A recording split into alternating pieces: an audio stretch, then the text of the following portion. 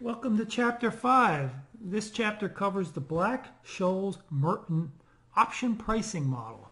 It's basically an extension of the binomial that we did in the previous chapter. So I'm going to start off with relating the binomial to the Black-Scholes model. So recall my discussion in the previous chapter. Basically said, look, a binomial, if you take an infinite number of steps in the binomial, it ends up coming up with an exact option price, not a greater than sign, not an approximation, but an exact price. And that's what the Black-Scholes-Merton model does. It gives us an exact option price. Now, also keep in mind, it's called a pricing model. We follow convention with the term pricing, but it really comes. What pops out of the model is a value. The value, what we think the option is worth according to the model. The prices are what you observe. They're quotes that you observe on an exchange, for example. So we're trying to value options, and I'll relate the binomial to the Merton model, and then the Black-Scholes-Merton model. Then what we'll do is we'll jump right in to valuing a European call, coming up with an exact price for it. We'll look at the intuition behind the math to value that call. Now, the math is not easy. In other words, it's not easy to derive the model itself. It's very obtuse. So we'll look at it from the perspective of, let's take some of the variables that are in the Black-Scholes model and move those variables to extremes like the 0 or infinity. And from that, we'll get some more intuition about how the Black-Scholes model works. But, so the model itself in this chapter, as I said, is kind of dense, but all the intuition comes out of the binomial, because that hedging process where we took a short call and hedged against the stock, that's embedded in the Black-Scholes model, but you'll never be able to see that in this chapter. You wouldn't really be, well, you'd see, I'm going to show you some of it, but you're really not going to be able to see it. The binomial gives us a ton of insight as to what's going on behind this model, even though you can't see it from this chapter for the most part. After we got done doing extremes, which are basically limits, we'll look at valuing a put. And it'll be a European put because the Black-Scholes model here applies the European options. Then we'll look at sensitivities. How do option prices change when the underlying stock changes, or interest rates change, or volatility changes, or time to maturity, to expiration changes.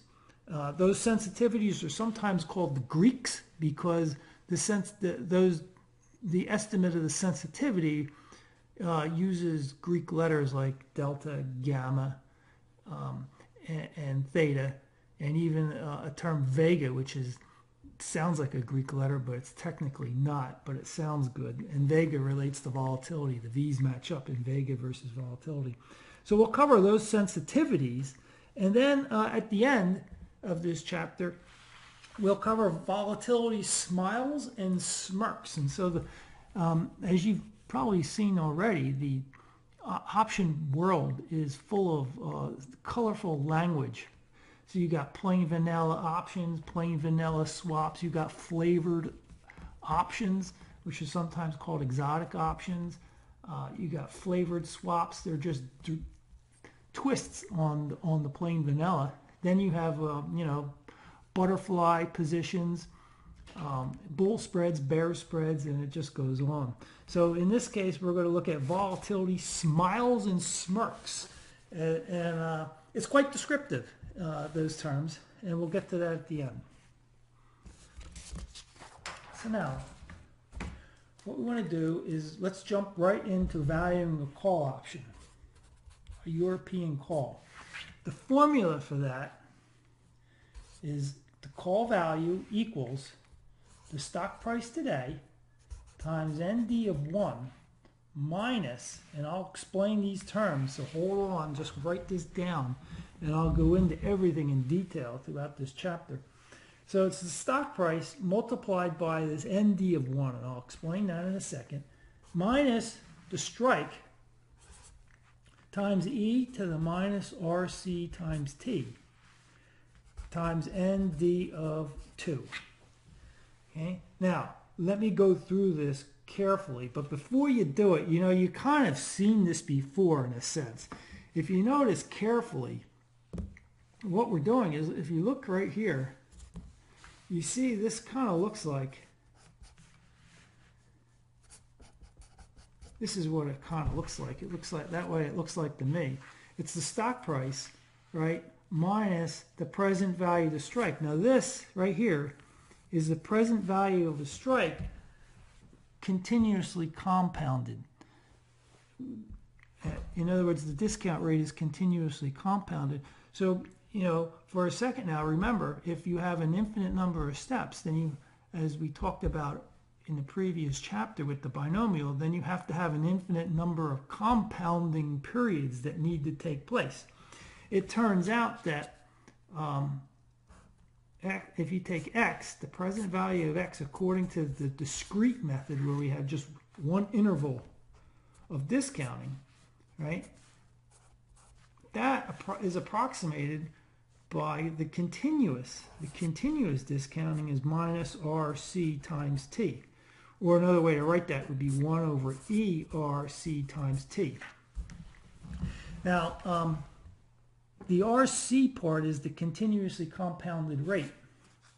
And that's simply taking, if R equals 8%, then what you're going to do is you're going to take the log of 1.08, 1 plus the interest rate, and out will come 0.077, okay?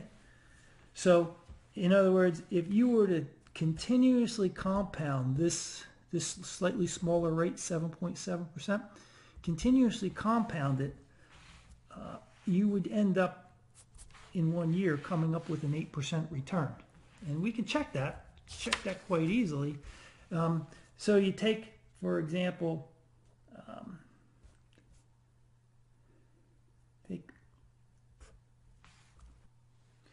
take 1 plus 0.077, take it to the 1,000th power. It's obviously not continuously compounding forever. It's only 1,000 steps, but you'll get a good approximation.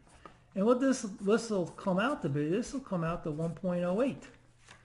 Okay, so this is the continuously compounding rate, which will denote RC. So that covers the little RC there. And by the way, it's going to look very close to the risk-free rate that we used most of the time in this course. Now, 8% interest rate is kind of high. So the difference of 8% versus 0.077 versus 0.08, that's pretty close, but it even gets closer when the rates are smaller like we are in the world today. Today, the interest rates are much lower than 8%. So the differences will be kind of small between continuously compounded rate and the rate that we've been using with just discrete discounting. Now let's get back to where we are working on here. So we kind of have this. You remember we said that the call back in chapter 3 when we did boundary conditions, the value of the call had to be greater than or equal to the stock price minus the present value of the strike. That was one of those boundary condition. That was a lower boundary condition. So if you notice, what we're doing different here is we've got this ND of 1 here, and then we also have this ND of 2 here. So kind of what the way to think about this is it's taking the stock price, and these are kind of like probabilities in a sense. They're probabilities because these ND of 1 and ND of 2, they're going to bounded between 0 and 1, just like a probability, and they behave like probabilities, as we'll see in a second. So what exactly are this ND of 1 and ND of 2? Well, the NDs, regardless if it's D of 1 or D or 2, is basically the cumulative normal density function is what it's called. Now it's not that bad. You've kind of seen this before in statistics, but what ND1 is, ND1 is getting at a standard normal distribution, which is centered at 0, right? And we're looking at this D1 here, this term D1.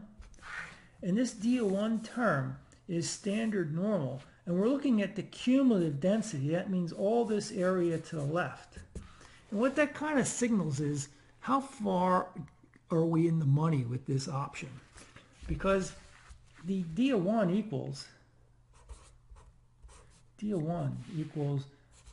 log of the stock price relative to the strike. That's basically the percentage that the stock is in or out of the money at the moment. Okay? Plus RC plus the volatility divided by 2 times T divided by sigma square root of T. And so there you have it. That's that's D of 1. That's D of 1. That gets plugged into here. Your D of 1 is going to be somewhere on this, in this graph. And when you calculate the cumulative normal density function, and there's no calculations. You look this up on a table, just like you did when you had statistics and you looked up probabilities in a table for a standard normal distribution.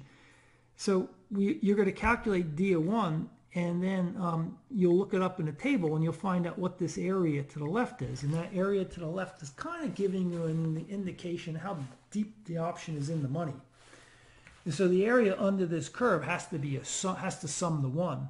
And so if you're deep in the money, your D1 is really high, which means there's a probability of near 1 that the option will finish in the money. If your D of 1 is really low and you're down here, then there's almost no chance the option is going to finish in the money.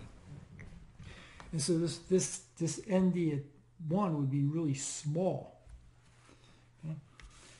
So let's look at what ND of 2 is. ND of 2 is a cumulative normal density function, and the ND of 2 is simply, or D of 2 is simply D of 1 minus the volatility times the square root of T. Now, I told you about this guy in the last chapter that, you know, this is just taking an annual volatility measure, standard deviation, and adjusting it for the square root of time.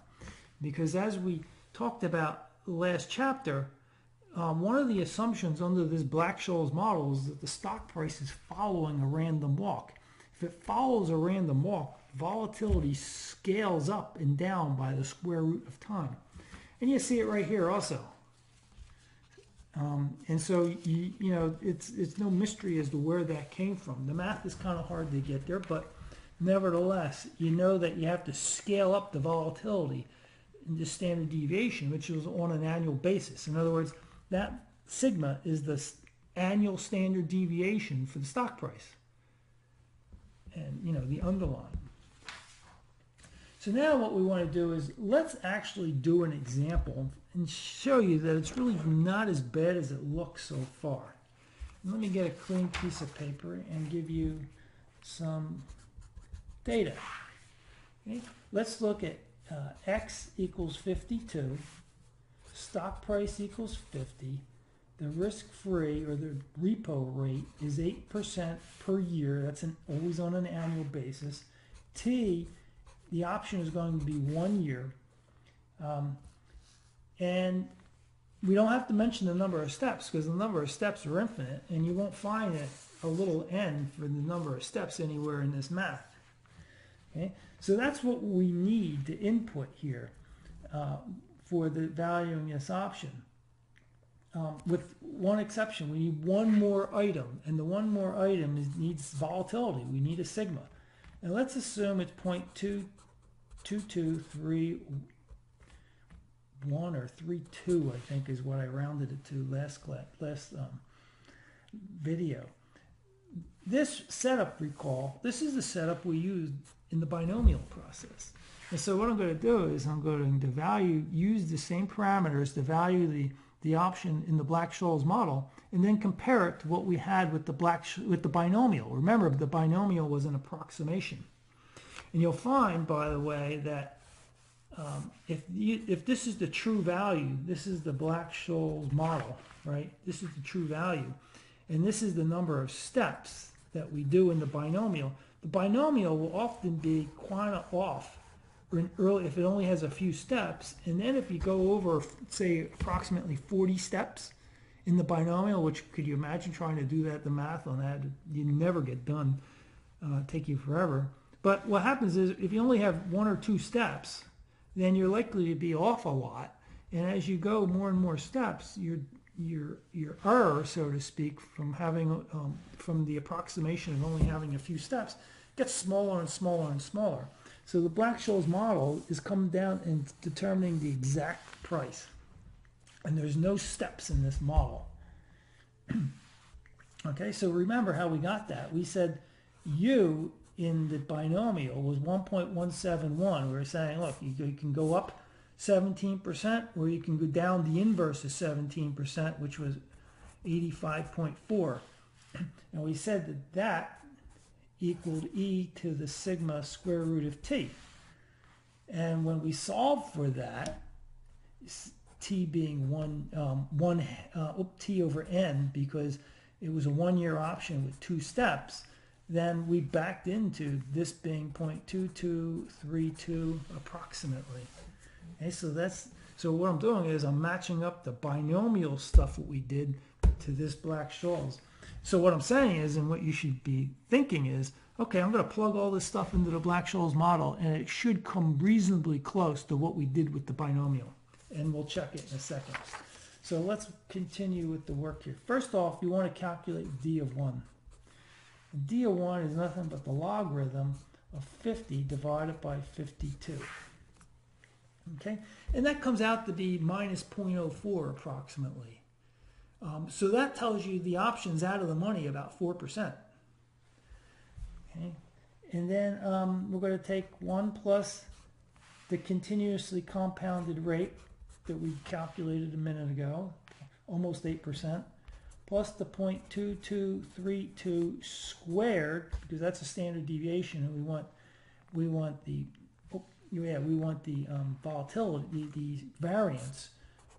Cut it in half, and then take and multiply the whole thing by t, which is 1 year. Okay? Divide the whole thing by the 0.2232 square root of 1. And we do all this math, it comes out to be 0.2809. And so what we want to do is figure out what is the cumulative normal density of 0.2809. Okay, so if you mentally draw this picture in your mind, d of 1 is centered at 0. It can go all, way out to here infinitely, to the left and to the right. And we're at 0.2809. So it's certainly positive. So that means at 0.2809, we should be at over 50% area. So the area here has to be this 50. Remember, this distribution is symmetric. So this is 50% right here. And then you're certainly going to be a bit over.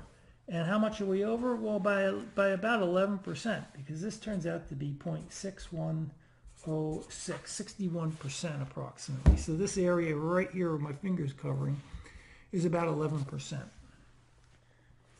Now, if we do d of 2 equals d of 1, which was 0.2809, not nd of 1, d of 1, minus the 0.2232 square root of 1. And that equals 0.0577. So ND of 0.0577. Okay, now that's just barely greater than 0, which means we're just over this area. So we should be pretty close, a little bit more than 50% cumulative area. And that turns out to be 0.523, 52.3%. Now, it's a matter of plugging the numbers in and computing the call value. So you see, if you have a formula sheet by your side on this, which you will, This is nothing but what we call in math plug and chug. You give me a formula, you shove it in, shove the numbers into the formula, and you got the answer. I'm giving it a lot of the intuition, but you could actually, without any intuition, just plug the numbers in and come up with an option value. But you're going to need to know the intuition, and that's what this course obviously is all about. So the value of the call is going to be a stock price today, 50, times 0.6106. Okay, so notice, by the way, these NDs are between 0 and 1. So they're kind of acting like probabilities, minus the strike times e to the minus 0.077. That's an annual rate. And we're going to multiply it by 1 t of 1 year. So we're really discounting on an annual rate. Times the ND of 2, which turned out to be 0.523. Okay. This turns out to be 30.53 minus 25.18, and it equals $5.35 is the value of this call option today. Compare that to what we did in the binomial. We did this with the binomial. We came up with 528. We were pretty close. I'm pretty happy being only off by 7 cents in that. So we did pretty well here. Okay, so there we have it, 535 versus 528. Now let's try to get a little bit more of the intuition here. And I'm going to do that in the next few minutes. I'm going to cover the intuition. So here's how I want to approach it. So remember, when you have a call, we're dealing with a call right now. You have a call, remember the payoffs. The payoffs were 0 if the stock price at expiration was greater than X, and it was ST minus X if the stock price was greater than X. Oop, do I have that? Stock price less than or equal to. And then if it's in the money, this is going to be the payoff. Okay? So just remember that. We have a call, and we're looking at the stock price times ND of 1 minus the present value of the strike.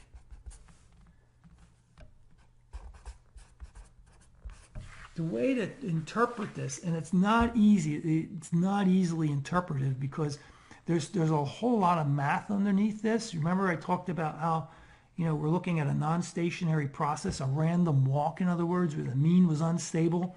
And we had, there's special mathematics behind that to be able to capture it. That's what this formula is capturing. It's capturing the stochastic process that's going on underneath this. In other words, the underlying stock is following a random walk. And this is the condensed math to give you the formula of valuing that option.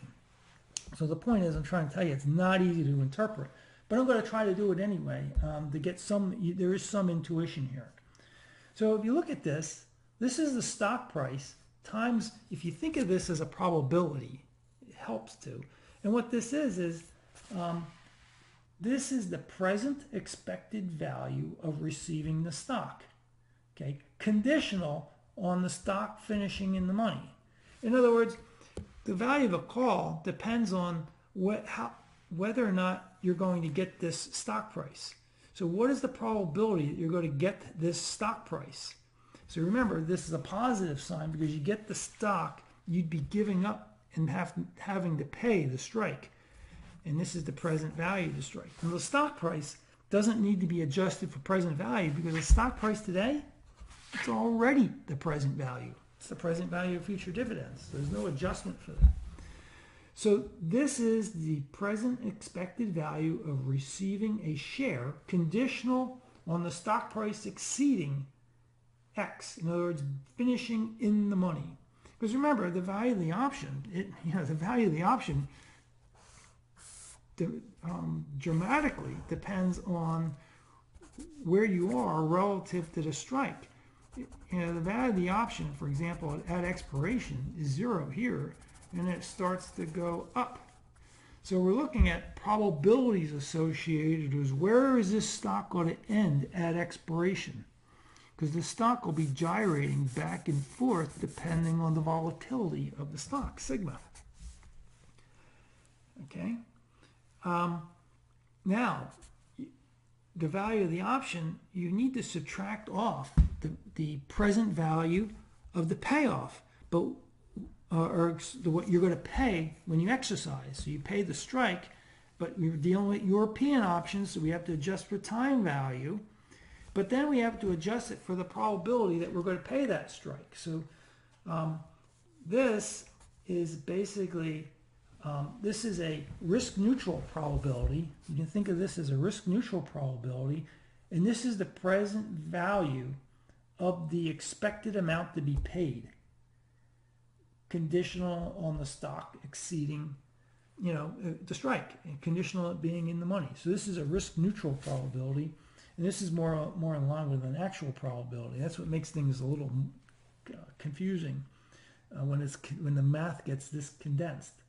So think of this as the value of a call is equal to, I expect to receive a stock, a certain probability of receiving the value S stock, certain probability. But if I receive the stock, the only way I can get the stock is if I actually pay the premium, the strike price. And this is the present value of the strike adjusted for the probability of the option being in the money, risk neutral probability. Okay, so now what you kind of see is that this guy right here, this is a lot like H in the binomial. So remember, the H in the binomial, we had several interpretations for it. So here we have a call, here we have the payoff, and I told you we're valuing a call, and the actual value of the call kind of looks something like this.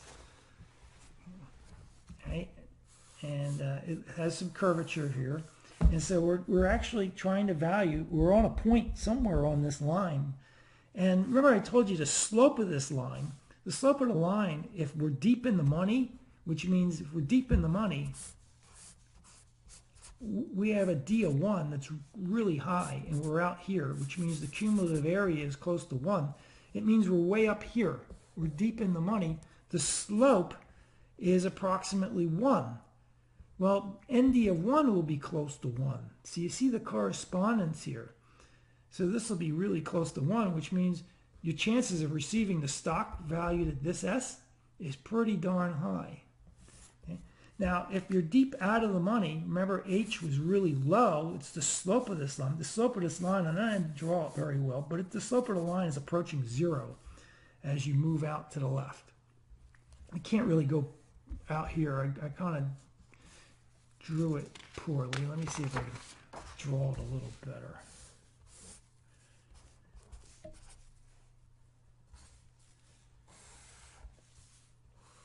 There we go.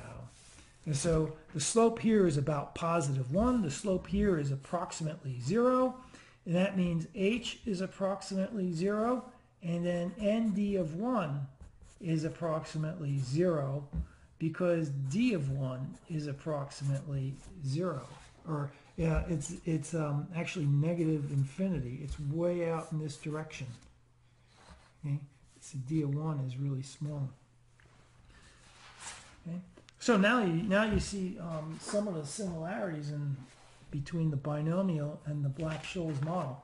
Now let's do some intuition, some more intuition, by going to extremes.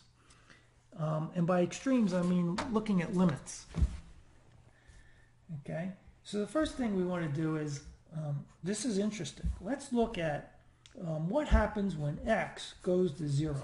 That means the strike, if we could change the strike on an option and watch the strike as it went to 0, what does that mean for the value of the call? Okay, so now the way to evaluate this is calculate D of 1 when X approaches 0. So it's the log of the stock price. The stock price doesn't change, but what's happening is X is approaching 0 on the bottom. Okay, and then we have, let's see, RC, which is untouched by this, okay, there's no X here, and there's no X on the bottom either. So what we have is we have this term. What happens to this term when X approaches 0? That means the bottom gets smaller and smaller, which means this whole term inside the bracket gets really large, and the log of anything in bracket gets really large goes to infinity. Okay? And you know that if you were to graph out, if you took Y, for example, and this is Z, and you plotted 1 here, if you had a Y, no, sorry, a Z, you would have, and you took its logarithm, okay, where Y equaled the log of Z, you'd have a relationship that looked like this. So when you take the natural log of 1, it equals 0, and you're right at the 0 line. As Z goes up, you plug in a really big Z here, take the natural logarithm, Y keeps going up. It keeps going up. It kind of levels off, but it still keeps going up and up. When you're below 1, you actually get into negative territory, and you're moving down. You go to infinite.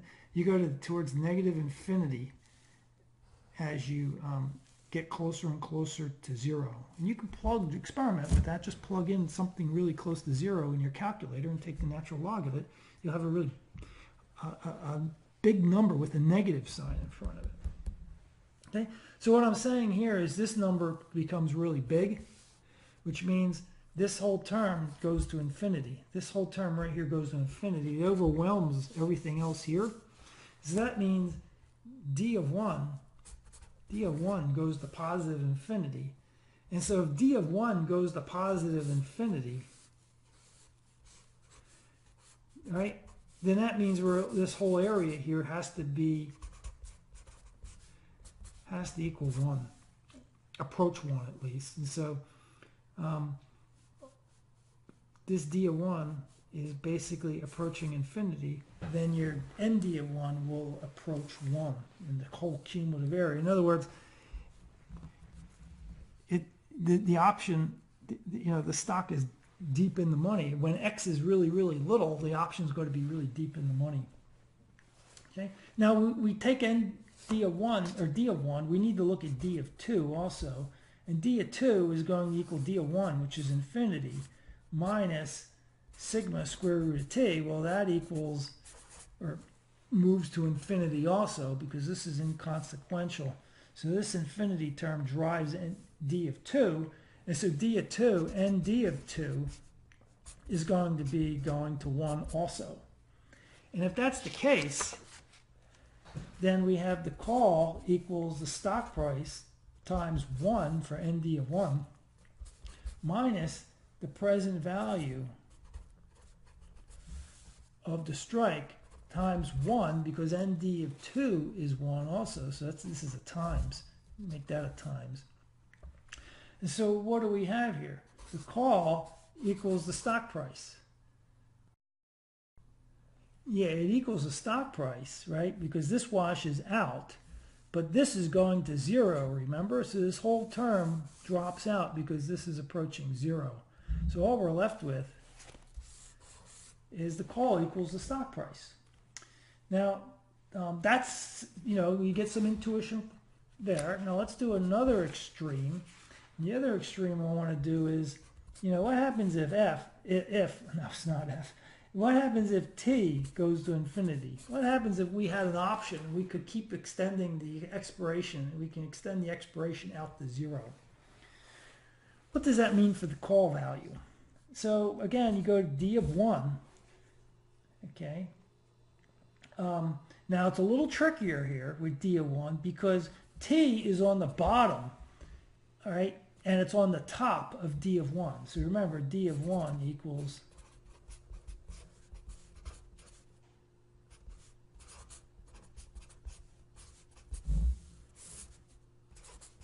this.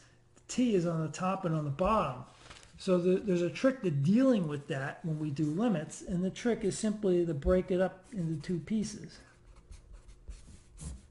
Get a common denominator. And then we can see things You know, be careful. This is a plus sign right here. This is a plus sign. This is a plus sign. T and sigma square root of t. Okay. So now we got the two pieces. Now when we look at what happens when t approaches infinity. Well, when t approaches infinity, right here, so t goes to infinity here, that means the bottom gets infinitely large, and this whole term, right, this whole term will approach 0. Right? So that kind of makes sense. Now let's see what happens to this component here. When t goes to infinity versus the square root of t goes to infinity versus t going into infinity, the t is really the square root of t times the square root of t. So the square root of t times the square root of t divided by a square root of t, the t's cancel out, and you got this square root of t going to infinity. Well, that's basically infinity. So you got nd of 1, by the same reasoning we did earlier, is basically 1, approaching 1. Okay, and then if nd of 1 is approaching 1, because d1 is approaching infinity, then d2 equals infinity minus sigma square root of t, okay, which is also approaching, so that this is approaching, t is going to infinity, as you can see. I should say this is growing at the square root of infinity. Be careful, this infinity is under a square root sign. So this whole thing approaches positive infinity, because infinity grows faster than the square root of infinity, if you think of it that way.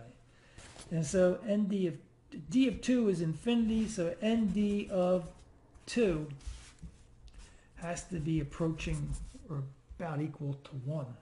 And if that's the case, then the value of the call is s times 1 minus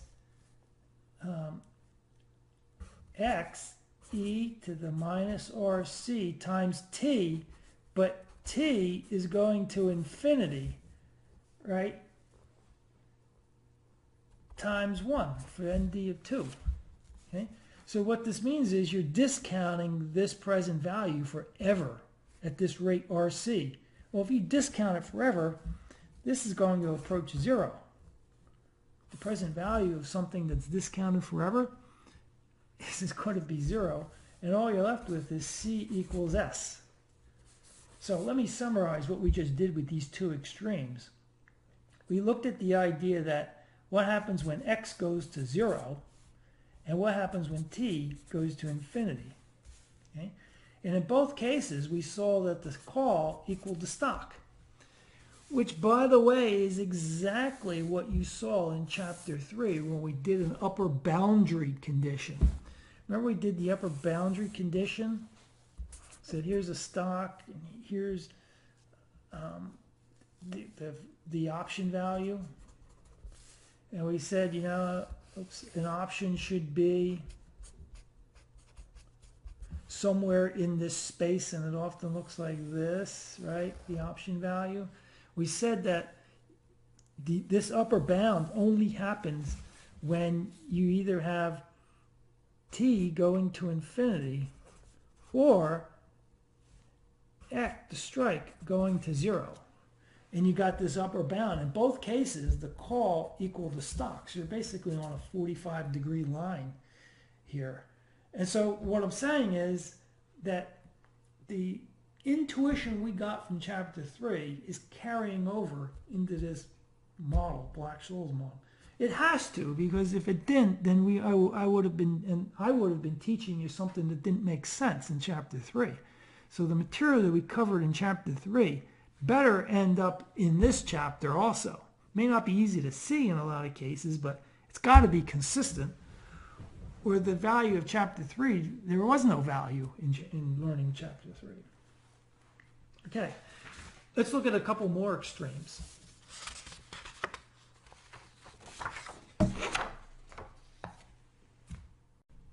So now let's look at what happens when another extreme, stock price goes to infinity. Well, if the stock price goes to infinity, you kind of know what's going to happen. That would imply that the call is going to infinity. So you can do some of these extremes, by the way, and you can reason your way to it. Now, you could do it more formally. The d of 1 is the log of s going to infinity, right? Work this out, t, and this component has no effect. When s goes to infinity, this whole term in the bracket goes to infinity. That means d of 1 goes to infinity. And if d of 1 goes to infinity, nd of 1 has to go to 1.0. Okay? And then if d of 1 is going to infinity, that means d of 2 is going to infinity, which means d of 2 is going to equal 1.0 also. So then we have a call that equals the stock price, right? Which, by the way, is going to infinity times 1 minus the present value of the strike times nd of 2, which is 1. And what do we end up having? Well, this has to end up at infinity because, you know, you got this little fixed number. Well, s is going to infinity, then the call goes to infinity, just like we reasoned this out before we even did the analysis. And so that's consistent with a graph. So if you had a graph that looked like this, as the stock goes to infinity in this direction, the call value just keeps going and going and going and going up to infinity, right, on this axis. It keeps going to infinity. Okay, now we can do another limit here. What if the stock goes to 0? Well, if the stock goes to 0, I won't go through you can plug in everything into the d of 1s and so on and the d of 2s. But again, we can reason this out pretty easily. If the stock goes to 0, that implies the company's bankrupt, right? The company's bankrupt. The call has no value. So graphically, when you have a stock price that's 0, and I didn't draw it very well, but basically this ends up with a call value of 0. Now, the next extreme would be what happens if t goes to infinity. Okay? Now, t going to infinity, we need to think of two scenarios now. Or, sorry, t going to 0. That means we're at expiration. And so you know, when we're at expiration, even a European the payoff looks like this. The payoff depends on, are we out of the money or at the money, right? Or are we in the money at this side? And that's important because what you're going to see is, look, if stock price is greater than X at expiration, then D of 1 equals the log of SX, right? That's not affected, plus RC plus sigma squared T. And we got t going to 0 here, right? So this whole term goes to 0. But before we do that, we need to, we need to break the thing up into two pieces. I kind of didn't do that here. Let's break it up into two pieces. Okay, like we did before, we get a common denominator. So it's this component plus this component. And so let's look at this component. This goes to 0 faster than the square root of t going to 0. So this whole thing goes to 0 faster, right? So this whole thing is 0. This term, right, if square root of t goes to 0, this term gets really small. When it's on the bottom, it means this whole term goes very big. So it's infinity, which means nd of 1 is going to 1, or equals 1, basically. which means ND of 2 is going to 1 also. So the value of the call, when it's in the money, because we're at expiration, is going to be C times 1 minus the present value of RC times T, but T is going to 0, by the way, times 1, this guy right here. This goes to, there's no discounting, basically. There's no discounting. This is just 1. So it becomes the call, this is the stock price. Stock price. This becomes a stock price minus X. And that's exactly what we're saying here.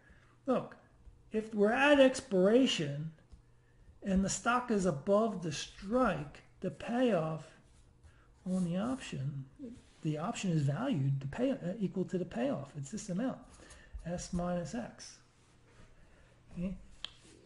Now, if it's out of the money, and I'll let you do this on your own, if it's out of the money, so if ST is less than or equal to X, if it's at or out of the money, you know the answer is C equals 0.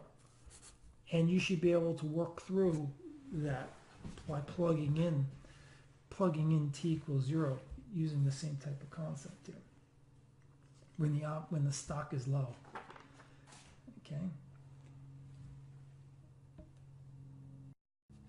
Okay, so let's do one more extreme, and the extreme is sigma goes to 0.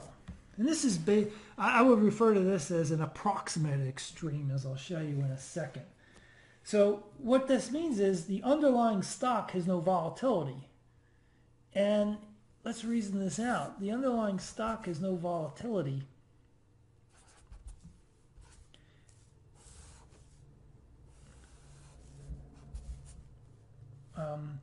I was going to do this, and that's okay in this discrete case like we learned. But really, this is X to the E minus RC times T. And this, to be consistent with the Black-Scholes model, that's this point right here. The discounted value, discounted at the continuously compounded rate over T. That's what this term is. And so we've seen this before. We said, remember we did the analogy in chapter 3. It's like, what happens if we had a riskless stock? That is telling you we have a riskless stock. The stock doesn't move. It's deterministic. It means you know exactly where it's going to end up. So when you have a stock that has no risk, it's going to grow. That stock price will grow at the risk-free rate. Remember I said anything that's risk-free and it has a cost, you can't have a 0 return on it because nobody would buy something with a 0 return. It's got to have a return. And what's that return? The risk-free rate. There's no risk premium associated with it. You just get the risk-free rate, which is the repo rate or the 3-month treasury bill. Okay? So what we want to do is let's think about the math now and come up with this approximate extreme. So D of 1 equals, let's see, the log of the stock price over X. That's not really affected by that going to 0. Plus RC plus 0 squared over 2 times T. Okay? And we're going to break this up into 2 pieces because sigma is on the bottom of the fraction. So this is going to 0. Sigma went to 0 here. And in this component, this is going to 0 also. Okay? So what we need to look at is how is this going to work now? It turns out that, okay, this goes to 0. This bottom becomes really small. This whole term becomes very large. That's infinity. But when you have 0 squared, when it's approaching 0 and it gets squared, this whole term is going to 0 faster than this bottom. So this goes to 0 faster. It means that this whole limit is 0 basically. And so again, ND of 1 is going to have to be approaching 1.0 here, which means ND of 2 is approaching 1.0 in this scenario. And again, this is the scenario where the stock price here is greater than X. So we're looking at it in this area here. And so when that happens, we have a call equal to S times 1.0 minus X E minus RC times T times 1.0. This equals S minus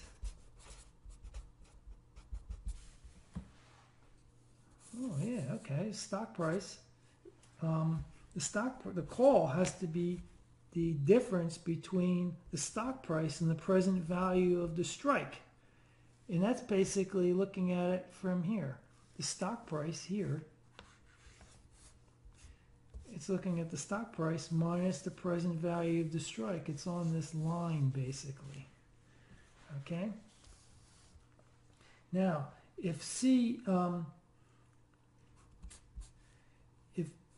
if the stock price is less than or equal to X, meaning, we're at this area here, we're at this area right here, then that means the call is going to be worth 0. And so you can plug that in yourself and see what happens. What you'll get is, you will get interestingly, an ND of 1 that approaches 0 and an ND of 2 that approaches 0 also, because both of these guys are going towards negative infinity. In other words, if this is our D of 1, then we're in this direction, and D of 2, we're going to negative infinity. This is 0, we go to negative infinity. That means the cumulative area under this curve is going to be 0 or approaching 0. And so there we have it. We have what happens when the stock is riskless. When the stock is riskless, it's deterministic, meaning you know exactly where it's going to go. And if you know if it's going to mature somewhere in this area, then it's worth nothing. It's worth 0. But if you know it's going to mature here, it's going to grow to the risk-free rate, and the stock price grows above X, then it's going to be worth the stock price minus the present value of strike, what you're going to give up when you exercise the option. Okay? So there we have it. We have going to extremes or limits gives you more intuition about that the model works, and it leverages what we covered in previous chapters. Now, let's cover a Black-Scholes-Merton model. So by the way, Black-Scholes and Merton are Nobel laureates for coming up with this model. This model was invented in the early to mid 70s. Probably developed in the early 70s. I think it was published in 1973. And these three individuals won a Nobel Prize for this model. In the 1990s, I believe, they won a Nobel Prize for it. So this is a big thing. Trying to figure out what is the value of an option so that options could be traded with. You could trade them with some comfort. Options that have been trading well before 1973. They're hundreds of years old, but nobody really knew how to exactly value them. They had some guidelines and rules of thumb, but people didn't have computers. There were some computers today, but there weren't too many hand computers. Now, if you're a trader, you have a Black-Scholes model in your calculator, and you plug in S, X, and everything else. It's done automatically. I mean, it's quite easy to do this in Excel. Excel has the cumulative normal density function. You plug this formula in Excel, and you can come up with option prices quickly. Now, this model that I'm showing you, the Black-Scholes model, the call that I just valued, I'm about to show you a put. This is the foundation, the option pricing models. So in order to work in the options world or understand options, you have to understand this Black-Scholes model. It's the benchmark model that people use. Now, this model has some flaws. I'll talk to you about that towards the end of this chapter. But the intuition and the insight, this model is the underpinning to nearly all option valuation. And the binomial is also a linchpin to this. It's the workhorse that's underneath this as an approximation to the Black-Scholes model, an approximation that gives you all the intuition that you need. And so that's why if you study derivatives and you study financial engineering, the bottom line workhorses are the binomial for options and the Black-Scholes model for options. And then if you come across a model that's more sophisticated, it's almost 100% chance that it's somehow built upon the Black-Scholes model or binomial or pieces and concepts of it. So the point is, you can't go very far without understanding the model that I'm showing you in this chapter. So let's look at valuing puts. Now we're going to do a trick here with valuing the put. That relies on previous chapter material. The put minus the call minus the stock price plus the present value of the strike. That's put-call parity, just slightly rearranged from the way we looked at it in the previous chapter, slightly rearranged. And the reason we're rearranging it is because, look, we already have the call formula. So why don't we plug the call formula in? Then we have the stock price, we have the present value of the strike, and solve for P. And what I mean by it is this. Let's get rid of this equal sign. C is equal to the stock price times ND of 1 minus X e to the minus RC times T times ND of 2. Right? All this gets substituted in for C. So we get rid of C, and the put equals stock price times ND of 1 minus 1 plus, make sure you get a plus sign and not a negative, the present value of the strike times 1 minus ND of 2. Okay? And these D of 1s, by the way, and ND of 1, ND of 2, these are the same ones that we saw for earlier. So if you value a call option using the Black-Scholes model and you want to value a put, you use this formula. You don't have to recalculate ND of 1 or ND of 2. It's already done for you. Okay? Not only that, but this guy right here, this is the slope. This is the slope of a put. So remember I told you H was the slope of the call value, right? H was the slope, and ND of 1 was an estimate of that slope, right? The slope of a put is this curved line.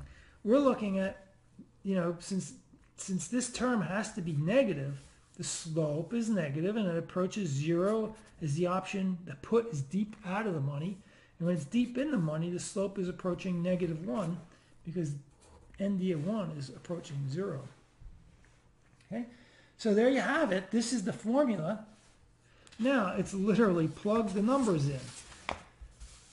So based on, let's do the example where X is 52, S is 50, R is 8% annual discounting.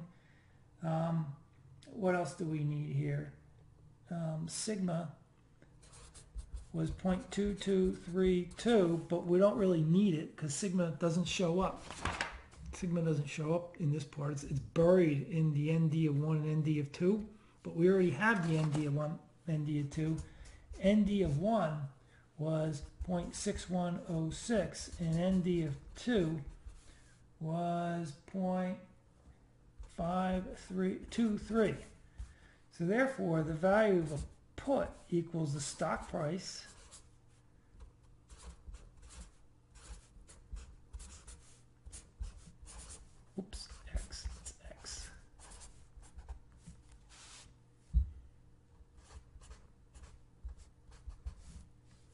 and this is t equals 1, times 523.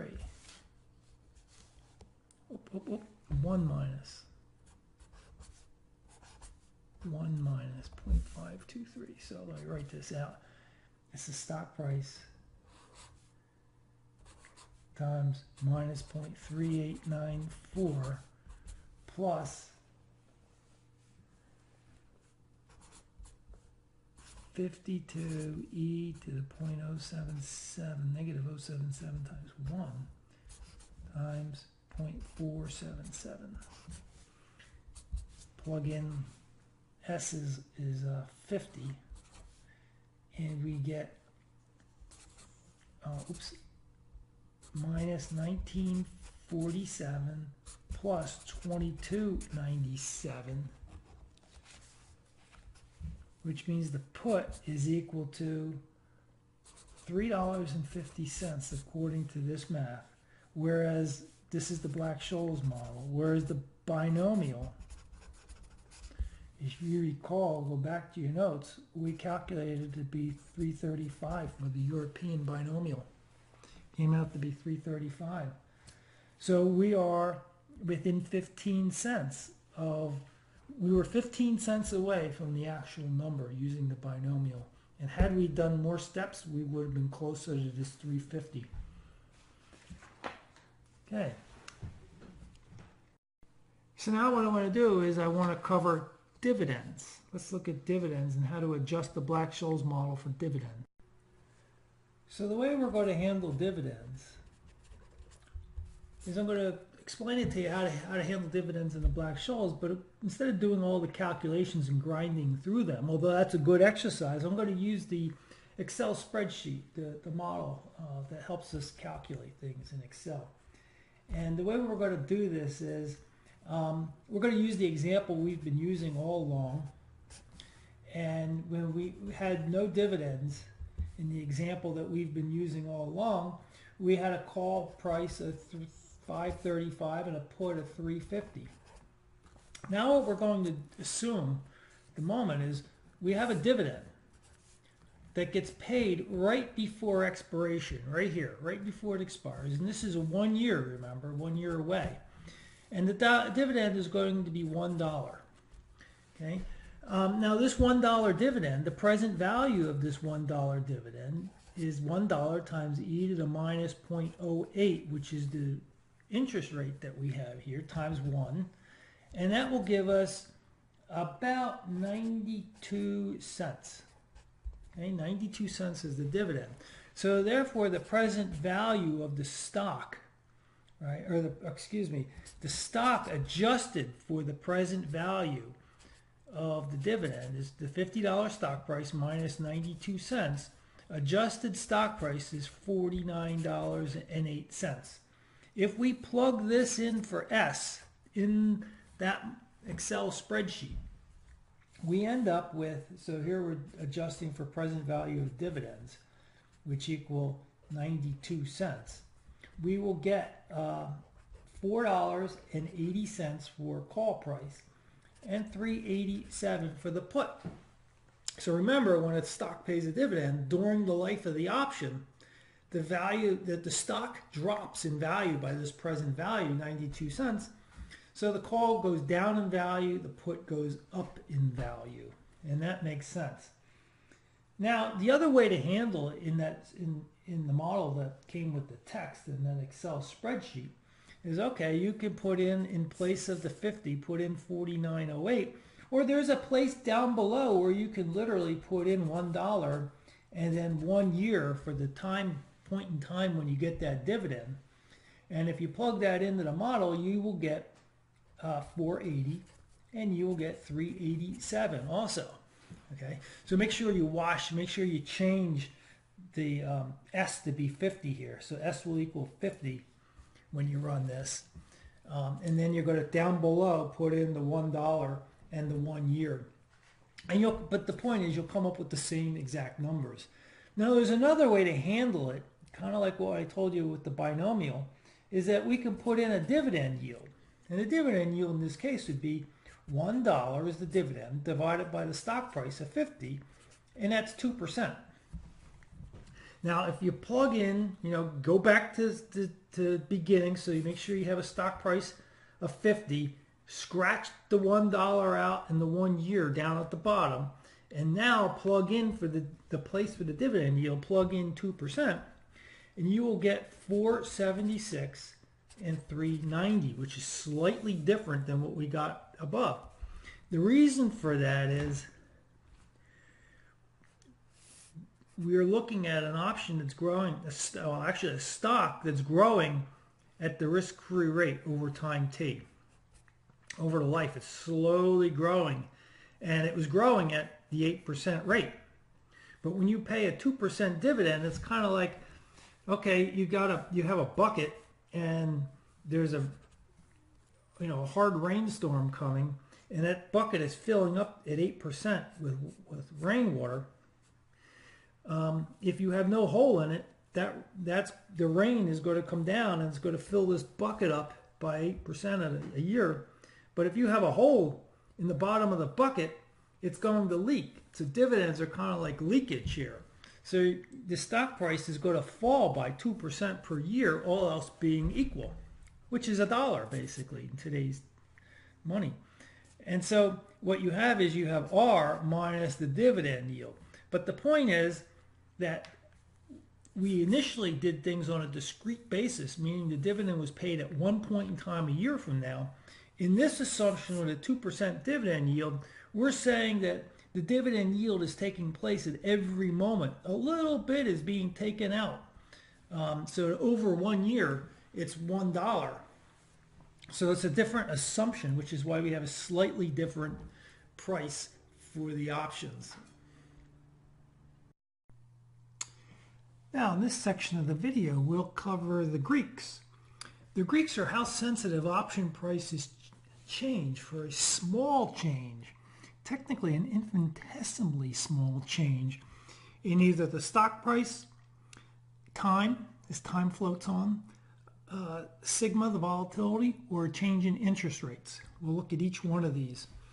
We'll assume that we're looking at European options because that's what we looked at with the Black-Scholes model, and the Black-Scholes model only looks the model we were looking at only works with European, and then we'll have no dividends to simplify the process. So why study the Greeks?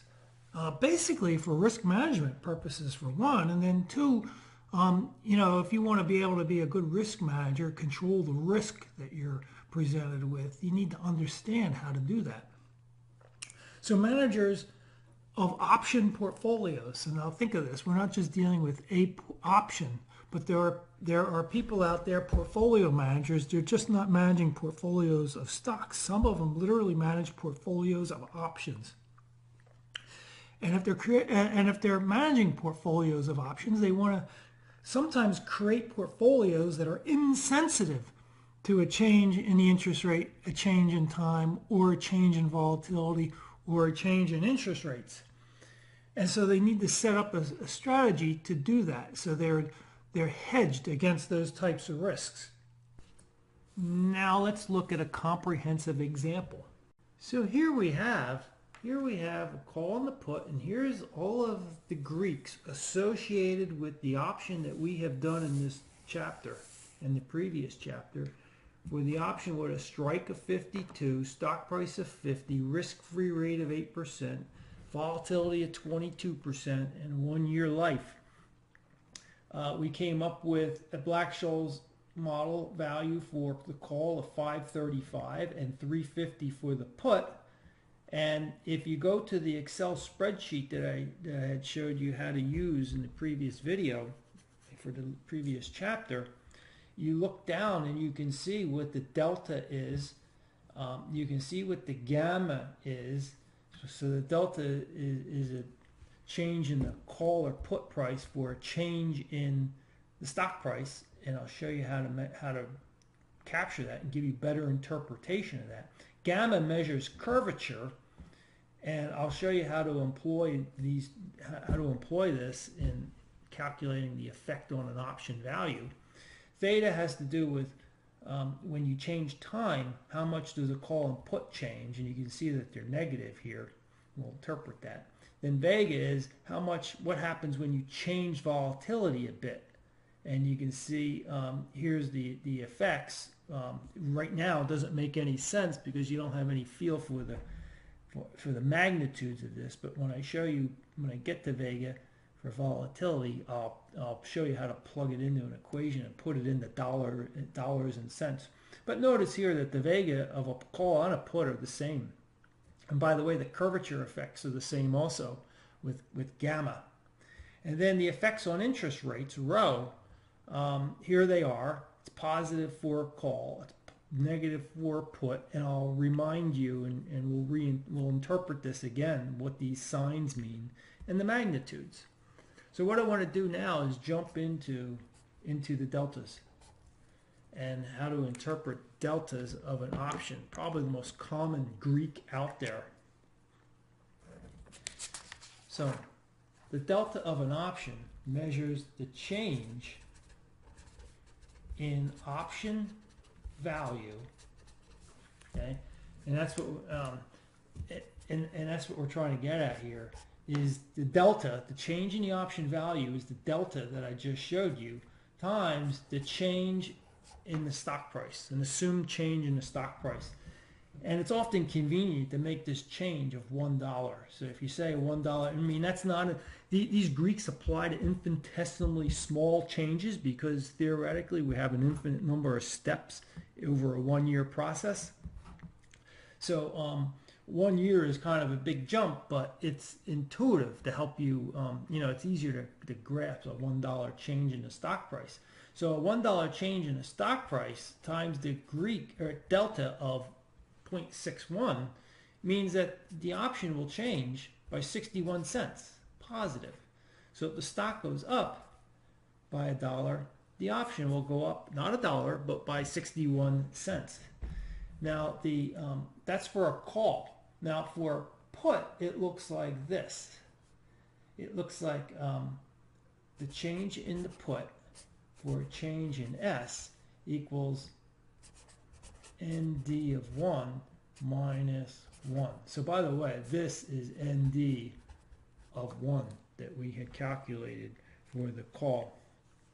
Okay, and so it's what we're looking at here is you can see this is negative because the ND of 1 is less than 1. And so we're going to see that if we plug in 0.61 minus 1, we get 0.39 negative, which is what I just showed you here. Okay. So now, how do we interpret that? Well, we interpret delta as being the slope of this line. We've already talked about this before. So we have a payoff, we have a call, for example, and we have the option price here. The slope of this line is what delta represents. And so for the call, I mean, we had an X of 52, we had a stock of 50, so we had a slope right here, so to speak, right there. It's a linear line. It's a linear relationship that delta is capturing. Delta captures a linear relationship, but you notice the actual relationship is curved. That's curvature, and we'll get to that in a minute with gamma. Gamma is going to measure the curvature around the area, and you can see the curvature is usually biggest around where the stock price is right about where the strike is. And so we're pretty close. In this example, we have the price of the stock and the strike are pretty close. So the curvature is about the largest it'll be there. I'll put an actual dollar amount on this, actually cents, the number of cents that will be off here for a $1 change in the stock price. Either way, right here and right here. But the point is, when we saw that the gammas here are identical, that means this gap here and this gap here are the same amount in dollars and cents. Okay, so the same thing applies, by the way, to a put. So we have the put, and we have the curvature, which tends to be highest here. We have a linear related delta. That slope which is minus, negative, is negative 0.39 at the point, well, technically at the point where we were at 50. Technically it's here. Okay, that's kind of messy with a marker, but you see what I'm saying. It's the tangent line at that point. Okay. Now, option managers, they often want to use and employ what's called a delta neutral portfolio. They want to create a delta neutral portfolio, which means if the stock price changes, it's not going to have much of an effect other than curvature on the value of the portfolio. And so what we can do is let's put together a delta neutral portfolio and see how that mechanically works. Okay, now we'll have a portfolio value, and the portfolio value will equal a long stock price times ND of 1 minus call. Okay, that's basically what we used when we went through the lattice work in the binomial. This is a covered call where this long stock price, you have H, this was basically H shares of stock, a certain number of shares of stock. With the call, they kind of offset each other, so the change is 0. Well, we can model that. So the change in the stock price, okay, times ND of 1, which is basically delta, minus the change in the call will equal 0. That means your portfolio value here is not changing. It's 0 when the stock price changes. So we can check to see if that works. Let's see, delta S times the delta. This is measured as the change in the call for a change in the stock price. So it's the change in the call for a change in the stock price minus the change in the call. Has to equal 0. Well, it does, because the delta S's cancel, and the change in the call minus the change in the call is 0. The same thing applies to a put. So if you have a portfolio value for a put, we have S shares of stock, and we have the absolute value of ND of 1 minus 1. Okay, that's the slope. That's the delta of a put here, plus the put itself. So we're doing a protective put like we saw earlier, and so that's the value of a portfolio in a protective put situation. So the change in the portfolio value we want to equal 0. And so that is, we're going to change S a bit. We're going to multiply it by the delta of the put. I'll put a little p here. I could actually put a little c up here if it helps to keep the deltas, to keep you from getting confused about the deltas. And this will be plus change in p equals 0. So we want the change in the portfolio value to be 0, just like we did here. The change in the portfolio value equals 0. So how do we know this works? Delta S times the change in the put divided by change in S plus delta P. That equals 0 because the delta S's, the change in S cancels. Oh, and don't forget this is a negative sign, right? Because this is negative. This turns out to be negative. There's a negative sign, so the two cancel each other out at this point. Okay. So that's what delta neutral hedging is about. Let me give you some numbers just for the call position so you can see what I'm talking about. So here's the example. Again, it's the same option we've been dealing with.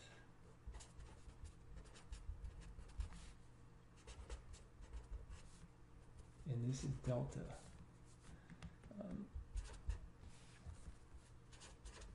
Unround it. And so sigma was 22.32, T equals 1. So what we can do is we can create a portfolio value for the call now, for the call.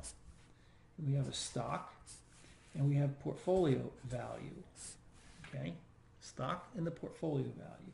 So we're going to start out, and leave some space right here in your notes if you're writing this out. We're going to start out with a stock price of 50 because that's where the option was initially valued. So that's our starting point. And our portfolio value is 50 times the 0.6106. That's the value of the 0.61 shares of stock. And we're going to subtract out the value of the call right here. And that portfolio value equals 25.18. Okay, so if we did a protective put on a per share basis, we'd have this risk-free portfolio of $25.18 composed of 0.61 shares of stock and one call option written. Okay, now what happens if the stock drops by $1? Change in S equals a minus $1.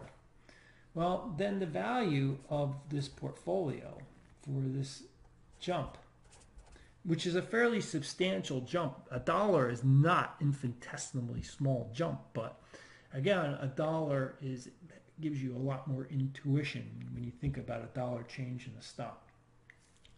So the value of the stock end of it remains, or turns out to be this amount minus the value of the option. So if you were to go to the spreadsheet, in the Excel spreadsheet with the Black-Scholes model in it, and you change this to $49, out will pop a $4.75 option value. So what happens is the value of this portfolio is now $25.17. If we do the same thing with a jump of the stock price of $1, we get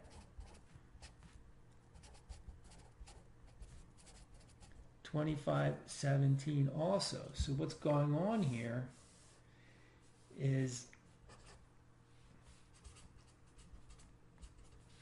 we have a relationship that kind of looks like this, peaked out around 25.18 when the stock is at 50.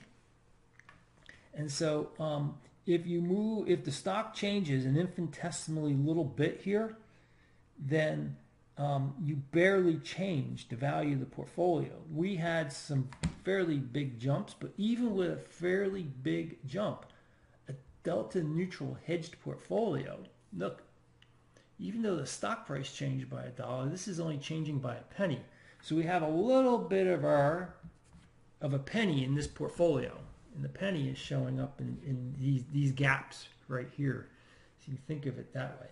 If you did a put, by the way, and you did the same type of concept, you would have a relationship that was a U-shape for the portfolio value and the stock here, and this U would bottom out at 22.97. And infinitesimal changes in the value would, for a delta neutral hedge portfolio, wouldn't mean anything, but as you get bigger jumps, you'll have bigger gaps in there. And it's kind of exaggerated, obviously. I got this curvature here way bigger than what it really is, according to the math. Okay. Now, what we're seeing here, what we're seeing here, and what we saw here was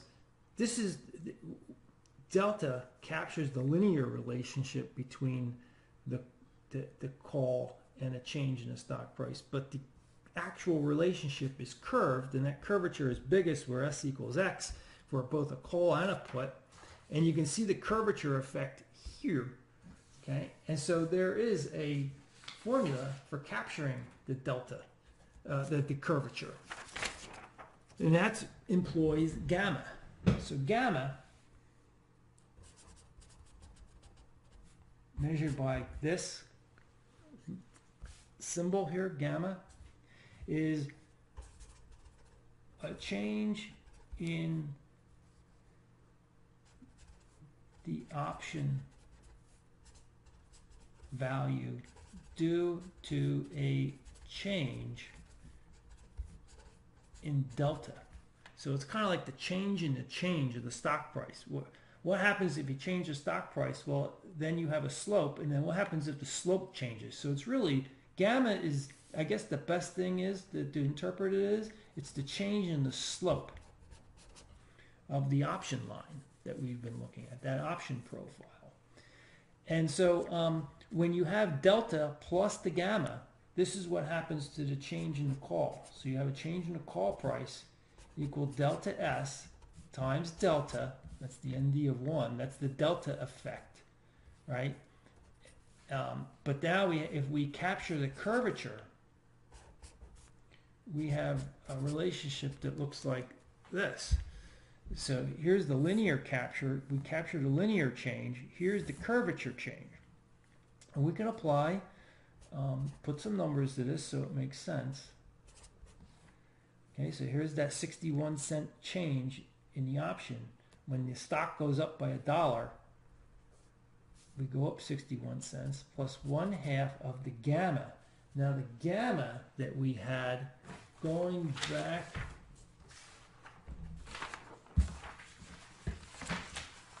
here's the gamma, 0.0344. 0.0344 times 1 squared. Okay, so one reason why it's nice to have a dollar change is dollar squared is $1. And so we get a change in the call price is 61 cents for the linear part of it. And then there's a almost 2-cent change, almost 2 cents associated with curvature. And so when we draw a line here, let me see if I can kind of blow this up or make it curved as much as possible. Okay, that's about as best I'm going to do. There's the curvature. It's maxed out around the strike of 52. And so here's the straight line. That's what delta's capturing. We're capturing a good chunk of it. But then this $1 or almost 2-cent change is what's happening is when we go down 49 and go up to 51. And I didn't draw it very well, but in other words, it's the gap on both sides of a change of from $50, and it's going to be about 2 cents. So I didn't quite draw that very well. Let's see if I can do a better job. Blow it up here. X. So here's 50. This would be 0.017, almost 2%.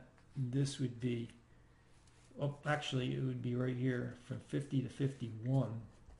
This would be 0.01. This would be 0.017.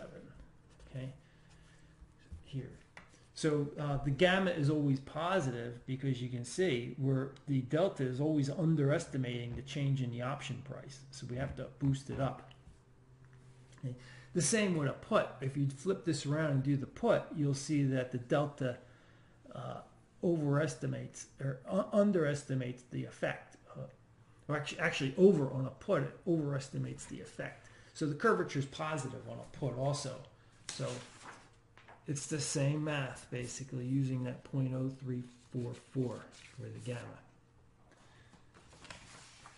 Okay, now what we want to do is let's look at the next thing. The next one is next. Theta, often denoted as this Greek letter, is measures how much does an option value change with a change in time. Okay, and that is change in option value equals theta times delta t, the change in time, not the delta of that 61 cents, just a change in time, like by a day, for example. Okay, this theta depends a lot on the interest rate, so keep that in mind. We have, if you look at the theta for a call is the change in the call for a change in time, and it's always negative.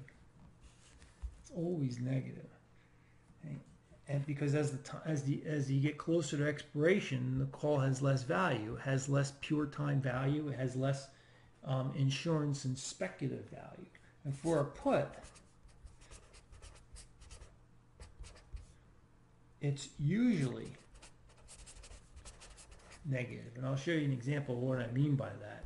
That's kind of an interesting idea for a put, but it has to do with the time value of money, and that's what Theta is capturing in part, changing time.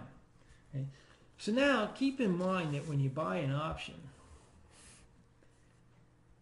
and it has an expiration T, and you start off, so this is time to expiration, and this is the pure time value plus the speculative plus insurance value. Remember that? So back, let me write it down a bit here. So remember, a call, for example, will equal the maximum of 0 or S minus X, that's the intrinsic value, plus the pure time value written in continuous time, plus the speculative / insurance value.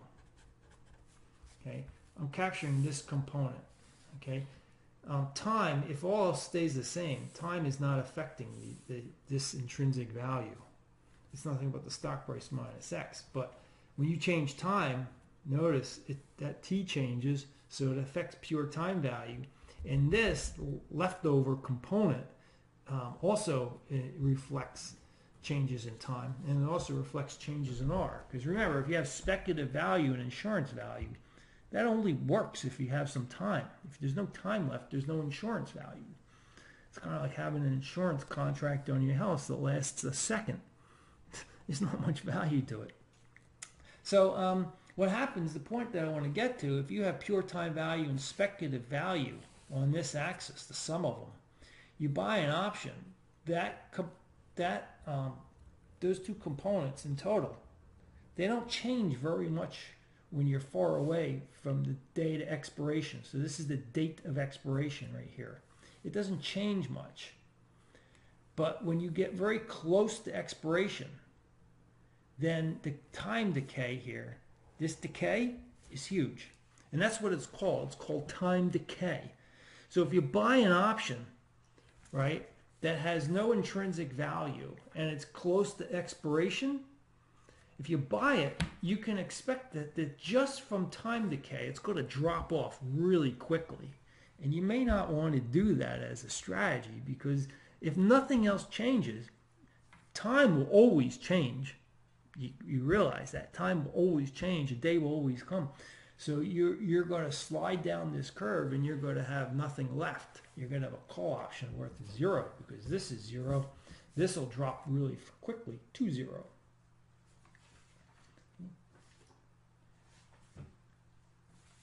Now, let's look at the example of the put. So let's do an example here. And this is going to be a different example than what you're used to. And what I'm going to do is show you I'm going to actually show you, you know what, I just showed you time decay on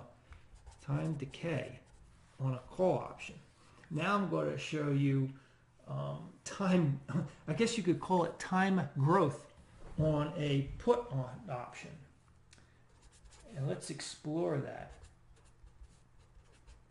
Notice in this example, I got the stock price at 10, and this is for a put, and the strike is at 20. This is a deep in the money put. Okay, it's deep in the money put, and I got a really high interest rate associated with it. And I got a sigma 16%, and I got a T of 1 year, and the put price happens to be $7.21. Okay, let's look at that. So we got a put, and that equals the maximum of 0 x minus s minus x minus xe minus rct plus speculative insurance value. Okay, so this is 721, this is going to be $10. It's $10 in the money, so that's what it is intrinsically worth. Get this pure time value of money component here. This happens to be 20 minus 1721. So if you discount if you take $20 and discount it at 15% over 1 year, the present value is 1721. This is minus 279 plus 0 insurance, and you get your 721 equals 721. So you back in, you have basically, I mean, this is rounding. You basically, in terms of trying to round, you got a 0 insurance value in this example. Okay. So what does that look like, though? Well, actually, you see this if you look very closely at the thumbnail to all these videos on YouTube. And what I mean by a thumbnail, if you don't know what it is, like, you know, it's kind of like the cover of a textbook for all the chapters. You got this nice cover for all the chapters. Well, for my for this course, I developed that bluish purplish thumbnail, which is the cover sheet for every one of my videos related to this course. And if you look really closely at that, you can see a case that's very similar to this. So let's see if I can draw this out. I'm going to put, I'm going to use a pen here. So here's the intrinsic value, okay? Here's the intrinsic value of the put. And there's the stock price. And what we have, let's see if I can get it up, but I'll do it in green. And this, by the way, is the strike is 20 and the stock is at 10. What we have is an option value that, that's kind of a little different than what you're used to seeing. You're used to seeing something that's above. Most of the time I've been writing it above, okay, the option profile for the value. But in this case, I'm showing you, and it's not always the case that this happens. You got to have the right, you got to be deep in the money, and you got to have a relatively high interest rate to see this happen. But what we have here is we have a call that's actually 721 in value, and the payoff, the intrinsic value, is $10. This term right here is minus 279. This guy right here. And what's going to happen is, as time goes on, this number is going to drop to 0. Because obviously 20 minus something that's really close in time to expiration, this is going to go to 20 also. So what will happen is this value will go up. This green line will go up, and it'll eventually merge with this payoff value of $10. And so that occasionally happens. You got to have the right scenario for it here with the high interest rate and being deep in the money for the put. But remember why, so why is this happening? So remember the problem with a European put. Remember, we're doing the Black-Scholes model only works with European options. And so with the European put, when you hold that European put, you can't exercise it right now. If you could exercise it like an American, you could get your hands right on the proceeds of the stock that you get. You would get $20 in cash in your hands, and you could put that in a bank account that earns an interest rate. The fact that the European put is delaying your getting your hands on that cash means there's a discount to it relative to the intrinsic value. And that's what's being captured here. Okay? So that's why we say theta is often negative, but it can be positive. Theta can be positive under the right circumstances. Now, let's cover one more thing with respect to theta.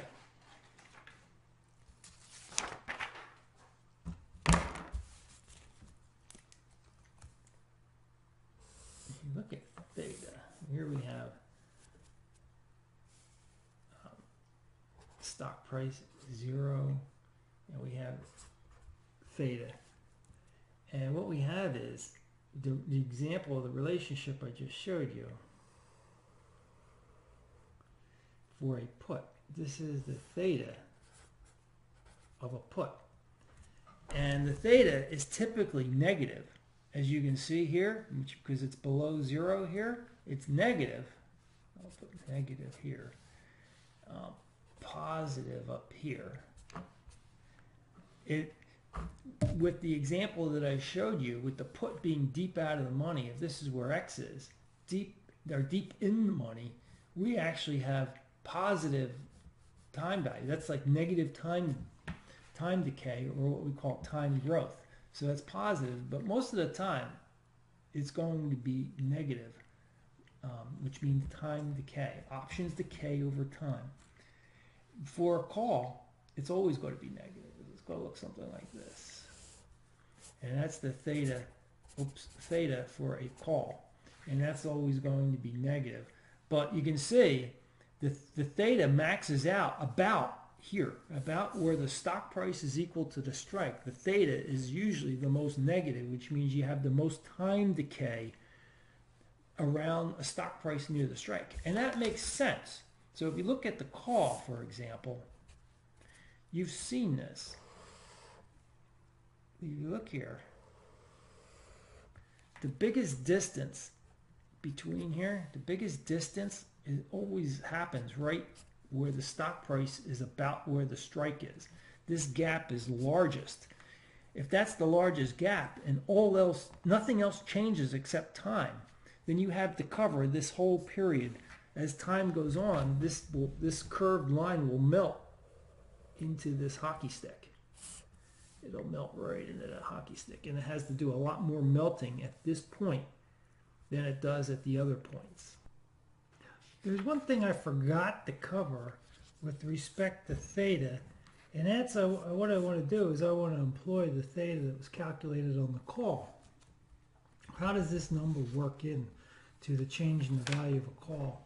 So if you recall, I said the change in the value of an option because of a change in time is multiplied by theta. Now there's the theta rounded from the spreadsheet from the software. And then my change in time, now let's look, you would think that I would take 1 over 365 because that would be 1 day change, and that's what I'm trying to measure here because that's intuitive, a 1 day change. But it turns out, there's a controversy in finance and how to measure time, believe it or not, in options. And a lot of people use 250 as the number of days in a year because that's approximately the number of business days in a year that the option value can change. And so that means this translates into 0.004. Okay? You could use the 365, but I think it's more common to see 1 over 250 days. And you're going to multiply this by the negative 0.408, and we're going to get minus 0.0163. So that means that the option is going to lose about 1.5 cents, a little more than 1.5 cents per day just because of time. Nothing else changes. And remember, with 1 year, the option, a 1 year option, it was valued at 535, and now we're dropping the 1 year, we're dropping it 1 minus 0.004, which equals, by the way, 0.996 of a year. And you recompute that in the software, and you come up with an option price of 533. And so, there's rounding here going on, but you can see it's a pretty good estimate for the change in the value of the call for 1 day change. So now let's move over to Vega. So Vega measures an options value sensitivity to changes in volatility.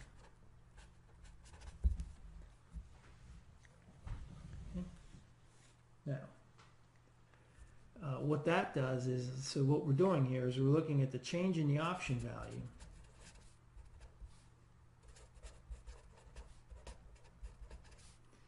equals Vega times the change in volatility.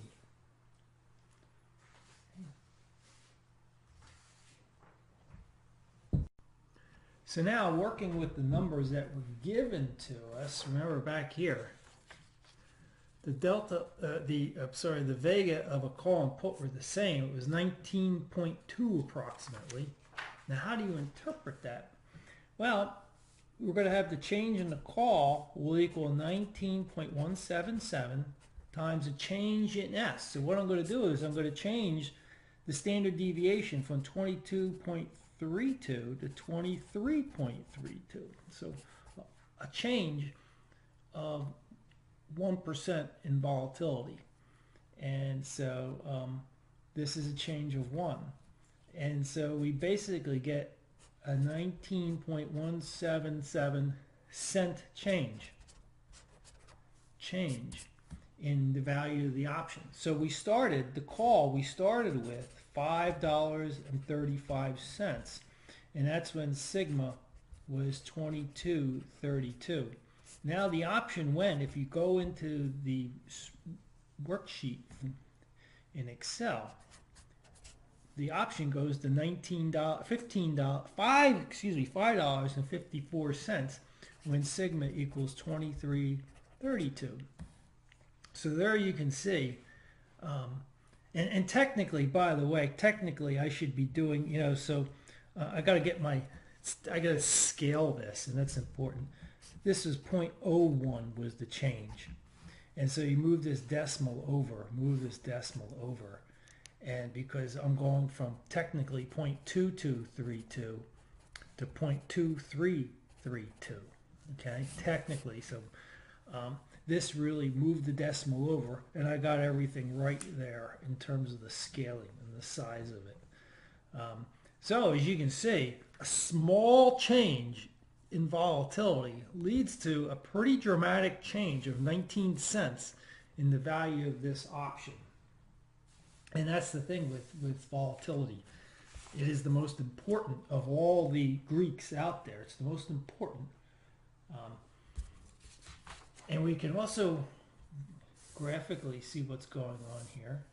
We have a stock price, we have X, and we have Vega listed here. If we were to change the stock price all along, we would see that Vega is highest around when the stock price is close to the strike. And so you can estimate this like you can the other graphs that I've shown you. Just keep plugging in a different stock price in the spreadsheet, and you'll come up with a different Vega, and you can graph them out here. And so what it says is that the option changes the most when it's near the strike price in terms of it's effective from volatility. Okay? And what I think is amazing is that when you look at volatility and you change volatility on this axis and you look at a call, for example, there's almost a linear relationship. It's not perfect. You look at the textbook, it's almost perfectly linear. And for our purposes, it's darn near linear, especially when the option is at the money. So that means when the volatility goes up, which means the risk of the underlying stock is going up, because remember, this measures the volatility of stock returns, not the stock price, but the returns of the stock price. So when the risk goes up, the call goes up in value, which kind of makes sense. Now let's move over to row. Okay, now let's do row. Okay. Row is denoted as an italicized P as the Greek letter. And so row measures change in option value for a change in the interest rate. And so it's row times the change in R. And if we recall, let's actually put some numbers to it now. Recall that we had calculated a row initially at 25.18. So this was 25.18 for the call. Now I'm doing a call. And let's say we change R, and R goes from 8% like we've had in here to 9%. And so by the way, keep in mind that when I got this, X is 52, S is 50, R is 8% is when we start out here, and it's discrete. Okay, I'm putting it in as discrete. And then sigma equaled 22.32 and T equaled 1 year. So those are our inputs, just to remind you. And I'm going to change interest rates. If you plug in now, change this rate to 9%. That's a change from 0.08 technically to 0.09. That's a change of 0.01. And so raising interest rates, and the row is positive, that means the value of the call will go up about 25 cents. And if we look, we end up getting a price in the little box. When you change this to 9%, you'll get $5.58. And that came from originally $5.35 to $5.58. It's about a 23-cent change. There's a little difference. I think I got some rounding issues in there, but that's how it's being calculated. Now, what you see here is you see that the row for a call is positive. It's always positive. And the row for a put is always negative. And we discussed this way back when we looked at in boundary conditions towards the end of chapter 3. Remember I mentioned that a call is a substitute for buying the stock. So when interest rates are high, you have to buy the stock. That means the opportunity cost of money to buy that stock is very high. You'd much rather buy a very cheap call where you only have to shell out a little bit of money. And so when interest rates go up, buying the call becomes more advantageous, which is why the call goes up with interest rates. And the put is a substitute for shorting the stock. Now, if you can short the stock, you sell the stock, put the proceeds in an account that earns a high rate of interest. So versus actually buying a put where you have to shell money out. So it becomes advantageous when interest rates go up to short the stock, and a disadvantage to buy the put. So that's why there's a negative relationship there. So you can do the same experiment, do the same math here with the minus 22 for the put that we had looked at, for a row of minus 22, almost 23.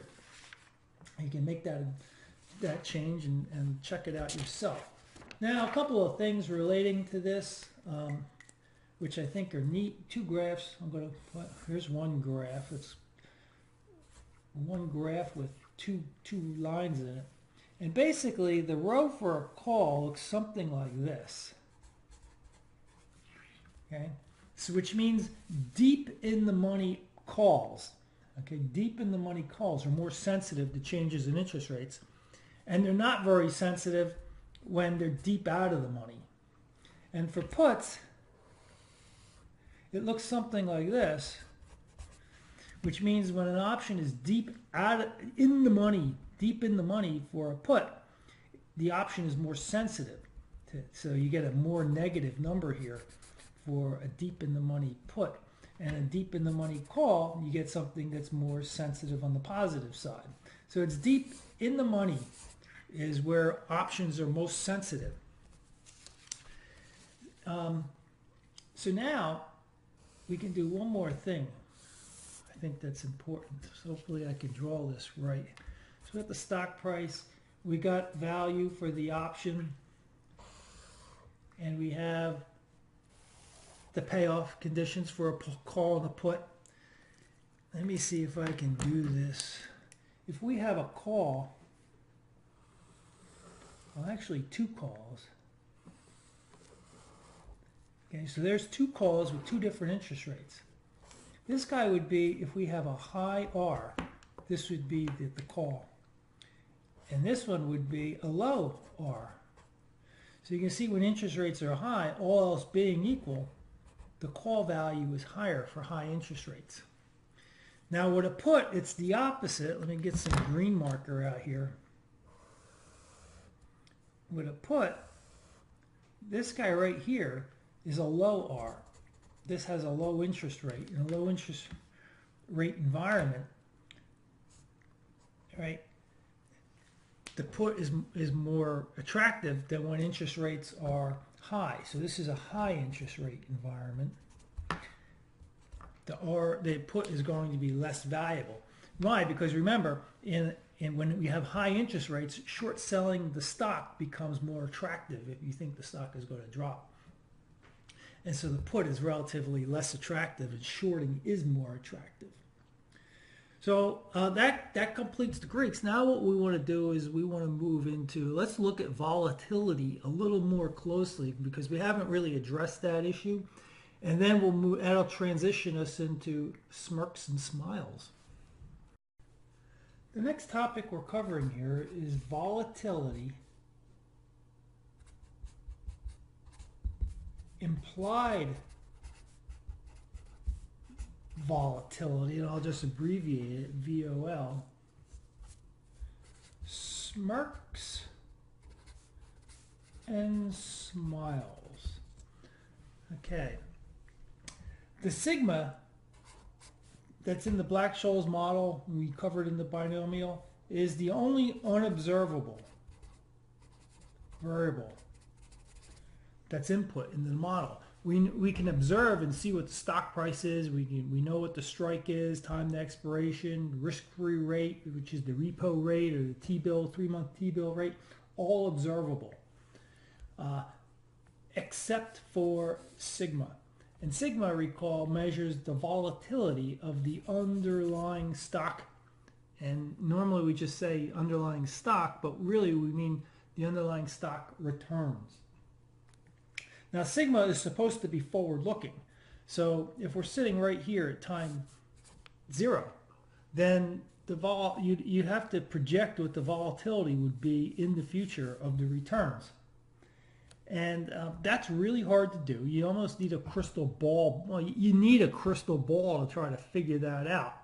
And nobody really has a good crystal ball. So what people do is they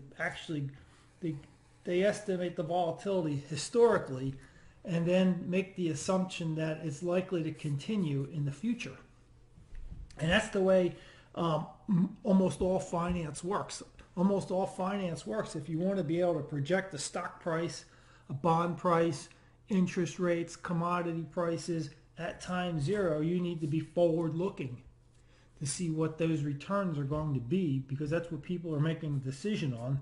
They're making a decision right here at time 0 on what this commodity or stock or bond or asset can do for them in terms of cash flow and risk in the future. You buy a stock here, well, you can't get these returns. They've already been embedded in the price that you're seeing at time 0. So sigma is supposed to be forward-looking. Okay? Now the other thing we need to keep in mind is there's no closed solution to sigma. In other words, we have, for example, C equals the stock price ND of 1 minus XE minus RC times T, ND of 2, and we got D of 1 is this.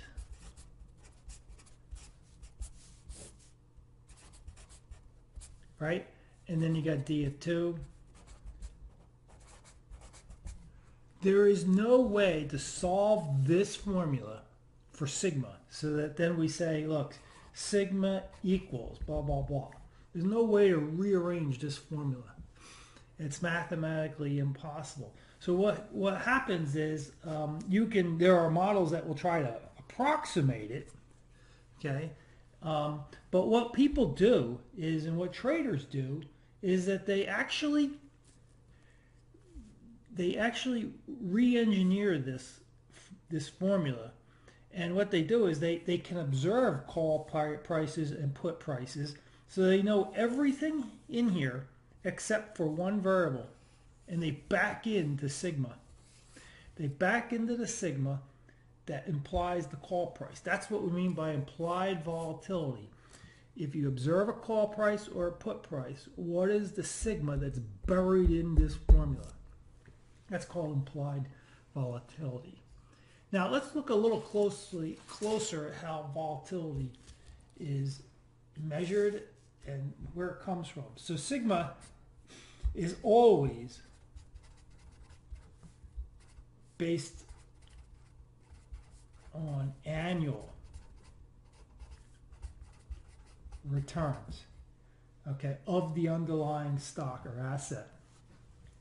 But if we use, we sometimes use, get daily data, weekly data, and annual and monthly data. So how do we translate that? Well, if you calculate returns on a weekly basis, for example, sigma W, based on weekly returns, you multiply it by the square root of t, which is 52 weeks in a year. So this would equal sigma annual, okay?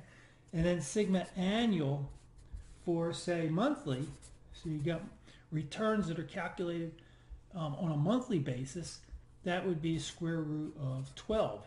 And sigma annual, if for example, daily, we would take square root of 250. So remember, we often make the assumption that there's 250 trading days in a year and not 365 days a year.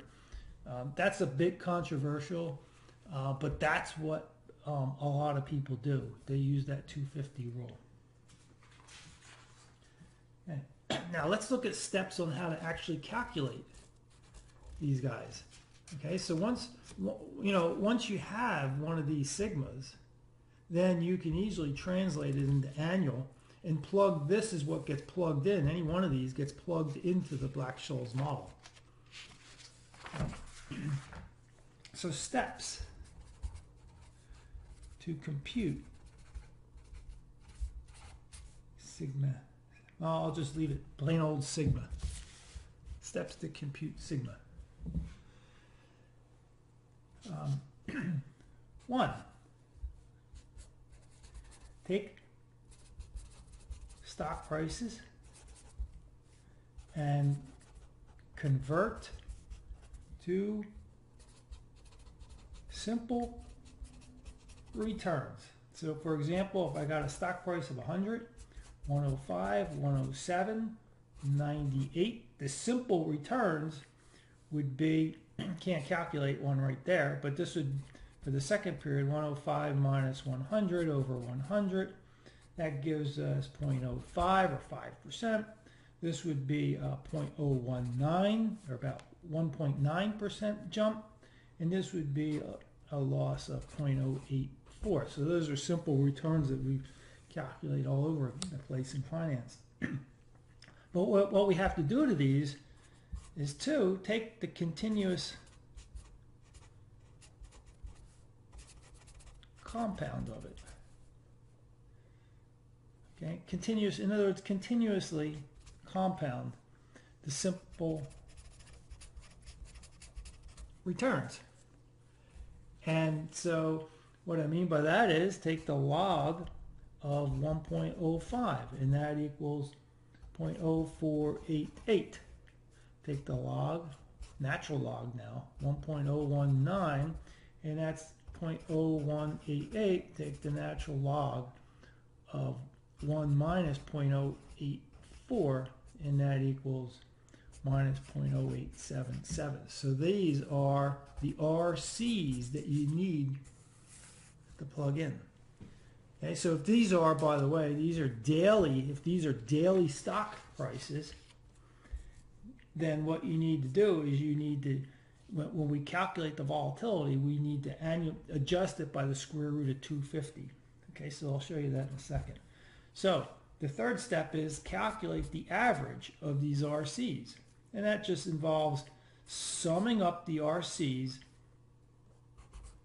and dividing by, the text uses J, and I think they're using J. J is the number of observations you have here, and the number of returns. And the reason they're using J instead of N, normally you divide by N, but N is the number of steps that we've been using especially in the binomial in the previous chapter. So he uses J, or they use J. Okay? And then the next step is sigma squared. And if this is daily, sigma squared daily, if these stock prices are daily, it's nothing but the sum of the squared deviations from the mean, averaged out by dividing by n minus 1, a simple degree of freedom adjustment. But what we're really doing is we're just taking the average of these squared deviations from the mean. If you don't square the deviations from the mean, when you have a process like this, if you don't square them, they all cancel out to 0. So you wouldn't get anywhere mathematically if you didn't take all these deviations from the mean here and square them and add them up and average them.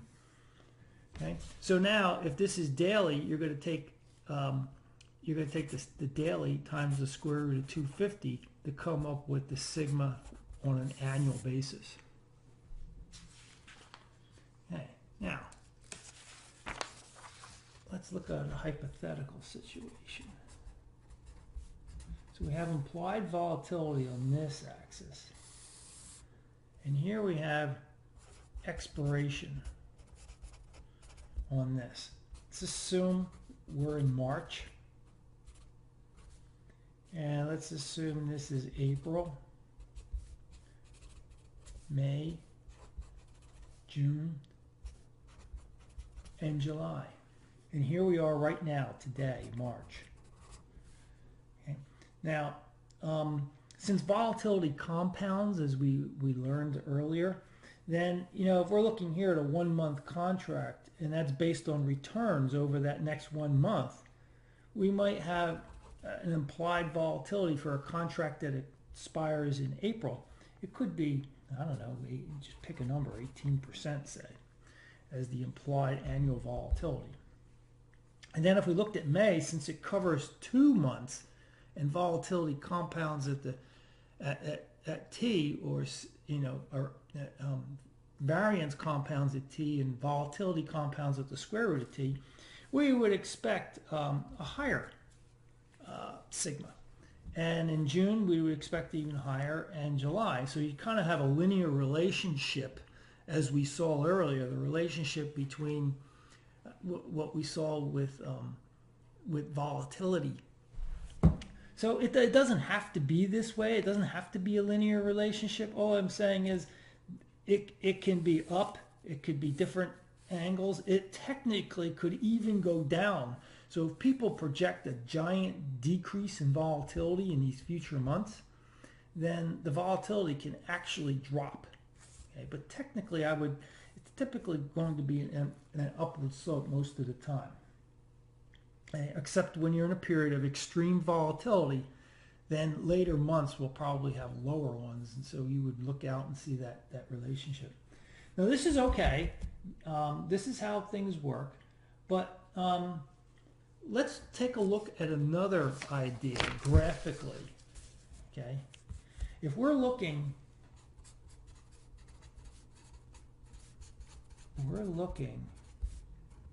at otherwise identical options, same underlying, right, and same expiration date, we should see implied volatility looking like this. Now here we got to be really careful what we're looking at here, because this, I have X on this axis, not S. Okay, so what I'm going to say is, look, here's the current stock price right here, but this is where X is low. For example, X, the strike, is at a medium area, and here I have X high. So if you wanted to put numbers to it, you know, this could be 20. This could be a strike of 20. This could be a strike of 25. This could be a strike of 33. And here we have implied volatility on this axis. What we should see if we have the Black-Scholes model, right, and we backed out implied volatility with under the Black-Scholes model, we should see if we have the same underlying stock and the same expiration for the option, then the implied volatility, regardless of the strike, and this would be an options chain quote. So if we have a strike of 20, 25, 33, given it's the same, you know, let's say April expiration, we should have the same volatility built into that. Okay, that's what the Black-Scholes model is assuming. It's the same volatility. Okay, but in reality, things look like this.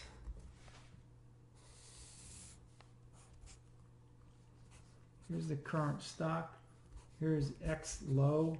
Here's X in the strike in the medium and a high strike price. And so this is X across here, and here's the current stock price. And here's implied volatility. Again. Now the Black-Scholes model should look something like should look something like this, but what we actually see in the real world is a relationship that looks kind of like this roughly. Okay, this is actual. And what that says is, if this is puts, if we're looking at puts, for example, here are deep out of the money puts. Okay, out of the money. So be careful. When we had S here, over this area was deep in the money puts, but we flipped it. And you got to kind of rearrange your brain to get used to this. So this is not an easy, you know, literally got to flip your brain around on how you think about this. But right here is deep out of the money puts, because what happens is the strike is really low compared to the stock price. The stock price is really high at this point compared to the strike. So it's deep out of the money. These are deep in the money puts at this end, okay, because the strike is much higher than the stock price. Okay, so what does this mean? If this is what we observe in volatility, this is the volatility we back out of option prices. So if we look at deep out of the money puts and we calculate the implied volatility, we get really high numbers here, and then relatively, I guess, quote, normal numbers, at least according to the Black-Scholes model, at this end. Well, what it means is that traders, stock traders, or options traders, occasionally expect big drops or a crash in the stock price. Okay? So traders, they see the stock price right here. It's where it is today. You know, maybe it's $25 right now. This is where the stock price is. They are anticipating a small probability of a big crash. So if you look at stock market history, you see stock market history, stocks jump around, and they can spike up, but occasionally they can do a big spike down. And they bounce around, and the distribution for this is lopsided in the sense that you rarely see in the stock market or most normal asset markets, you rarely see gigantic upward spikes. You see occasionally sharp drops in the market, which means the distribution is not normally distributed like we would think. The distribution is actually a little lower here in the middle and a little higher way out on the tails, way out here. And so the Black-Scholes model assumes a normal distribution, and technically a log normal distribution, which we didn't get into, but conceptually think of stock prices as being normally distributed, but according to the Black-Scholes model, but in reality they have this really long tail because historically stocks have crashed. If you look at the 1987 stock market crash, the market fell, depending on what index you're looking at, between 22 and 29%. It was a huge drop. That means the value of people's portfolios fell nearly 30% in some cases. That's like 1/3 of their wealth wiped out. 1/3 of the wealth, stock market wealth in the country was wiped out in one day in 1987. Okay? To make sense of this, of what we're observing here, is according to Rubenstein. Okay, according to Rubenstein in 1998, he wrote a paper. Rubenstein is the same guy who developed the Cox, Ross, and Rubenstein binomial option pricing model we studied in chapter 4. And the Cox-Ross binomial option pricing model is known for the fact that it's e to the sigma square root of t over n. That's what differentiates other models from the Cox-Ross-Rubenstein. So that's the model they used. That's the model we employed in chapter 4. And so according to this guy, Mark Rubenstein, he said that given historical volatilities of about 20%, so sigma annual is about 20%. So that means that the average stock, like you would, for example, see in a stock index, because stock indexes are nothing but averages of stocks, on an annual basis, returns are about 20%. Annual. Okay? Annual. But, there was a 29% drop in one day in the stock market in 1987. And he said that, look, the likelihood of that happening is 10 to the minus 160 calculation. Okay? In other words, it's basically zero. What this implies is that we should not observe a stock market crash like this except once in 20 billion years. If the market is actually normally distributed, we should not see a drop in the stock market like this except once every 20 billion years. Okay. Rubenstein also looked at a stock market crash that was smaller in 1989, and that happened to be 5 standard deviations from normal, from the mean. So you remember, you have 1 standard deviation, negative, this is positive, right? You have about 68% of the weight here, and then when you go out 2 standard deviations, you're at 95% of the weight, and so on. So he's way out. We had a crash in '89 that had a negative 5 standard deviations drop. He says you wouldn't expect that to happen except once every 14,756 years. Okay, so obviously something's amiss here, and what it is the Black-Scholes model assumes that stock prices, the underlying stock price, is normally distributed, but it's technically not. It's lopsided. It's skewed to the left highly. But with a very small probability. So this is very small probability. The height of this area is very small. So the point is, ever since the 1987 stock market crash, traders have been anticipating with a very small probability of a giant stock market crash. And we've seen those over a period of time, not just in the 80s. We've seen it in the 2000s. And so it's not uncommon. So what you have here, you see this? This is called a smirk. A smirk we define as being like a half a smile. So you have a smile that looks like this. Well, a smirk, you can say, kind of looks like a half a smile. And that's what we mean by a smirk in the options market. Now let me give you another example of a smirk.